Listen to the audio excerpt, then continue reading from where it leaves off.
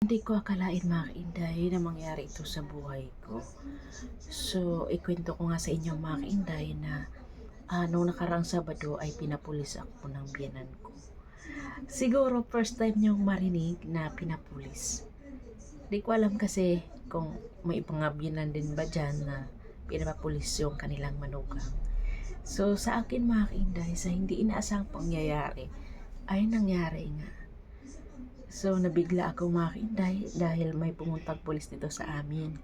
Pinapulis nga ako ng biyenan ko. So, sa kadahilanan mga kainday na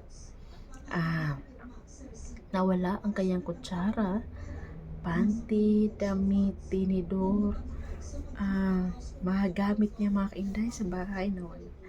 So, ako yung napagbintangan niya. So, actually mga kainday, simula dumating ako sa buhay nila since 2013, ganun na po siya mga kainday. Pero this time talaga mga kainday ay malala yung ginawa niya. Kasi nga, pinapulis niya ako mga kainday. So, yung binan ko mga kainday ay 84 years old na siya. So, hindi ko alam kung may sakit na ba siya or talagang sadyang ganyan ba pag may edad na. Kasi imagine niyo mga kainday, dumating ako sa buhay na 2013, ganyan na siya. So, nung dumating ako sa buhay nila mga kainday, nasa 70 years old pa siya. So, ibig sabihin, may ganyan na siyang sakit nung 70 years old pa lang siya. Or baka nung nag-senior na siya, 60. So, yun nga mga kainday, hindi ko akalain na mangyari sa akin yung ganung sitwasyon mga kainday na ipapulis ako. Kasi ang saklap, di ba, napapulis ka nang wala kang kasalanan. So, yun nga mga kainday, sinundo ako dito ng pulis at dinala sa barangay. So, doon nag-explain ako. Sandali explanation lang yung nangyari mga kainday kasi sinabi ni Kapitana na talaga namang last year din kasi pinabarangay din niya ako na binan ko. Pero ang nangyari nga kasi mga kainday, sandali lang din yon.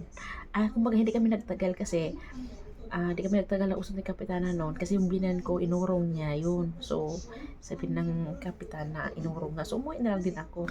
Pero this time nga di ko nga akalain na mapunta sa pulis ba. So yun nga, baka may sakit na talaga siya na ganyan mga kainday. Pero alam niyo mga kainday, sa awa ni Lord, malusog pa talaga siya mga kainday. Kaya pa niyang pumunta ng malayo. Oo mga kainday, talagang di ko nga alam kung sakit na ba talaga niya yan simula dati pa, no kabataan pa niya na mahilig siya magbintang o talagang lumala lang ngayon, no? So, hindi ko alam kung may experience din kayo na katulad sa akin na ipinapulis yung manugang. So, alam ko naman mga kainday na umpisa pa lang hindi na niya ako gusto ba. Nung dumating ako sa buhay nila, hindi talaga niya ako gusto. Alam ko naman sa sarili ko yun. Pero this time talagang nahumantong sa ganyan ba. So yan lang mga kainday, sinare ko lang sa inyo mga kainday mangyari sa buhay ko. Thank you for watching.